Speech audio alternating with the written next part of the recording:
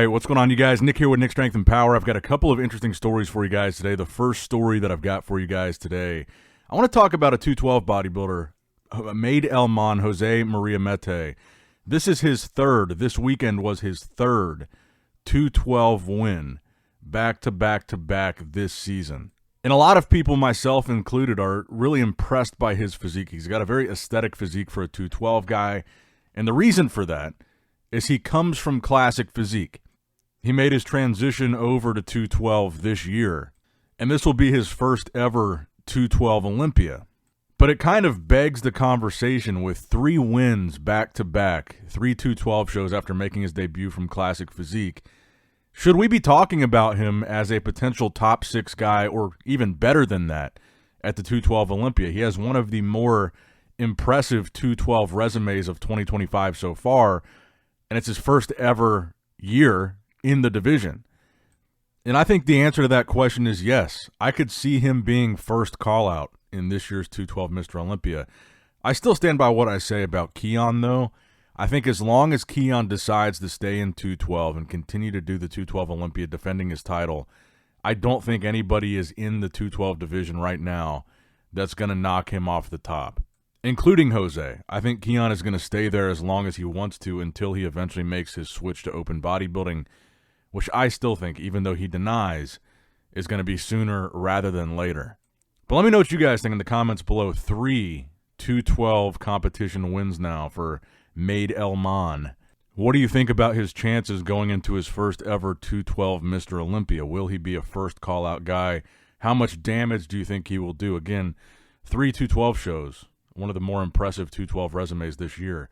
The other 2 wins, by the way, being both in July, the IFBB Euro Muscle Pro Show. That was the one that Samson Dowda did the guest posing at. He won that, and he also won the Portugal Pro. And this weekend won the Etanon Pro Show in Spain.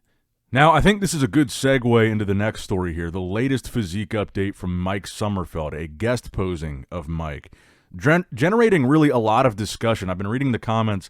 I mean, obviously, this is a very impressive guest posing. He looks great here. And so this video has been reposted on pretty much every big bodybuilding Instagram page. And the comment sections on all the big bodybuilding Instagram pages are about as split as I expected them to be in regards to his physique. I mean, I think objectively speaking, he looks remarkable here, especially the lower body. I think that's the standout for me. I think that's the standout for a lot of people. Very reminiscent of a Tom Platz. His legs look insane here. He's got arguably the biggest legs in classic physique right now, or at least proportionally the biggest legs in classic physique. His conditioning looks really good at this guest posing. He's peeled to the bone. We're 7 weeks out. Great physique, a ton of muscle, and the lower body is really standing out at this guest posing. And I think that's kind of what's got people so torn on his physique, because I think it's inarguable that right now he is the guy in classic physique. He seems to be the guy to beat. He seems to be the favorite going into the Olympia.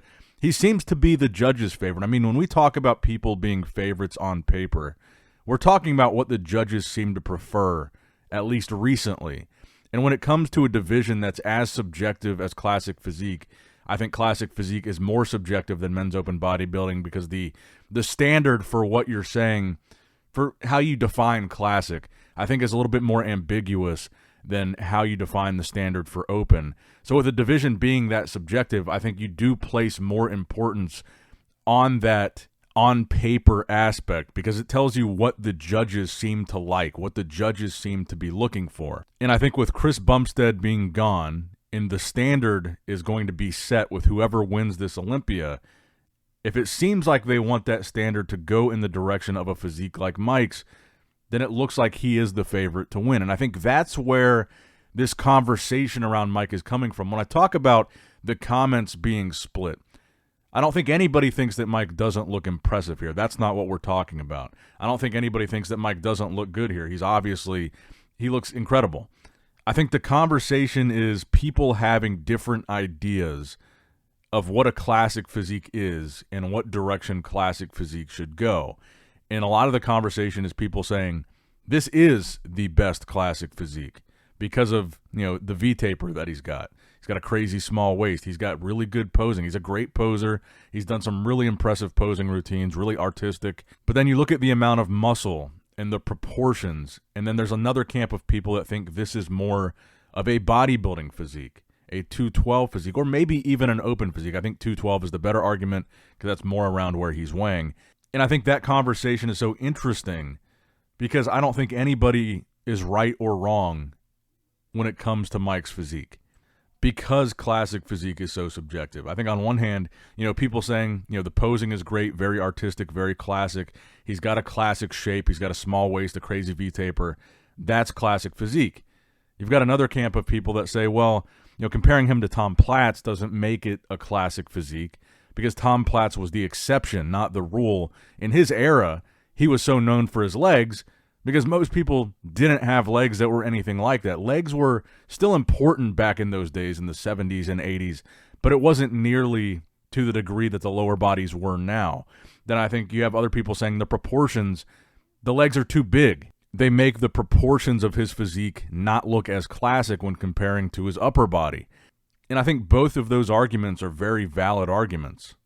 If Mike is the heir to the throne of Chris Bumstead, I don't think anybody can really be justifiably upset about that because everything on paper that's happened up until this point would suggest that that is the most likely outcome from this year's Olympia. And I think it's interesting that everybody kind of has varying ideas of what they think the future of classic physique should be. What should the new standard be? What is classic to you?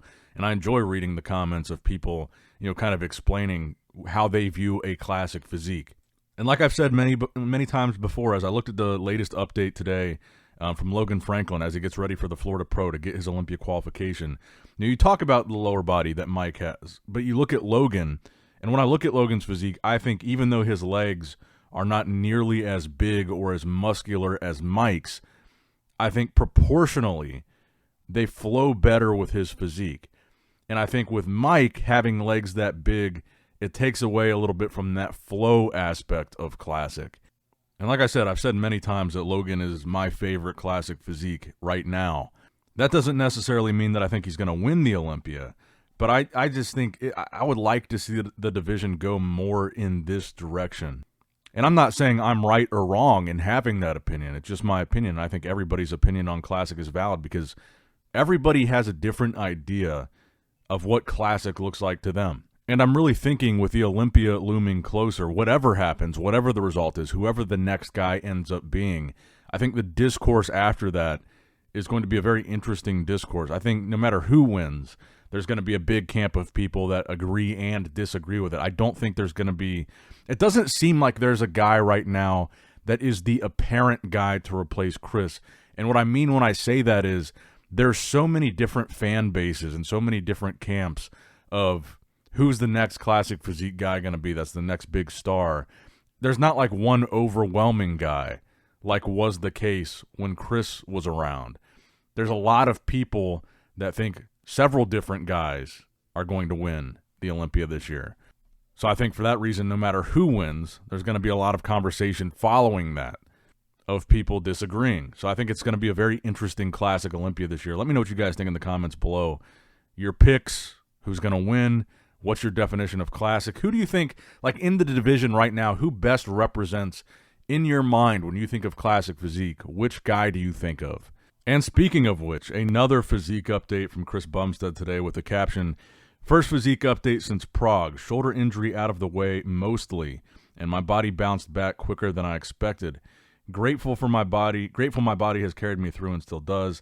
Now, the video that we looked at yesterday, in yesterday's video, was from this same session. But seeing the still images here, the most muscular in the front double bicep, I still double down and stand by what I said yesterday. I don't think we've seen the last of Chris Bumstead on stage. I think he's still got it. I'm impressed by how much size he's holding on to this far removed now from competing this deep into his personal life, this deep into his family life, his marriage, his kid, his retirement, his health.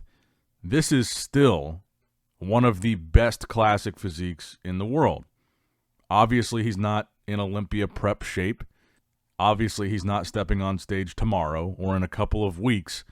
But this physique still, as a guy walking around that's not competing, is one of the best classic physiques in the world as a retired bodybuilder.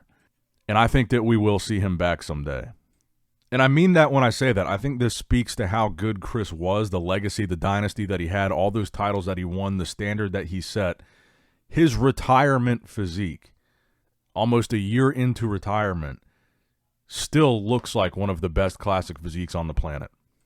And the final story that I've got for you guys today, this video courtesy of TFE Media from Samson Dowda's training camp today. This was from his live stream. Quinton Beastwood posing at that event. I think we're on track to see the best Quinton Beastwood that we've seen this season. Honestly, I look at this, and I've looked at all the updates. We talked about the updates yesterday. I look at what we're seeing from him here now at still a couple weeks out from the show, and I don't think that he looked this good and this detailed at less than a week out from the Texas show.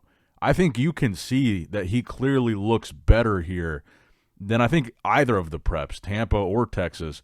And I think that this guidance, I genuinely do. I think the guidance from Samson is going to be a massive difference maker in how Quinton looks on stage. But let me know what you guys think in the comments down below. That's going to wrap it up for the video today, guys. I hope you did, in fact, enjoy it. Make sure you like the video, subscribe to the channel, click that bell notification icon if you have not already. And as always, I love you guys, appreciate you guys. Nick Strength and Power signing out. All right, guys, don't forget to click that like button and subscribe to this channel if you enjoy the content. Also, check out my Instagram at Nick Strength Power. My Facebook page, which is simply Nick Strength and Power. My secondary YouTube channel, Nick Strength and Vlogs, for vlogs and bonus content that you will not see on this channel. And consider subscribing to my third YouTube channel, Nick Strength and Pokemon, which is all things Pokemon and trading card games, completely unrelated to this channel. So if you're into that, give that one a look. And all links to merchandise and social media will be in the description box below. If you guys want a Nick Strength and Power t-shirt, that will be in the Shopify link below. Have a great day.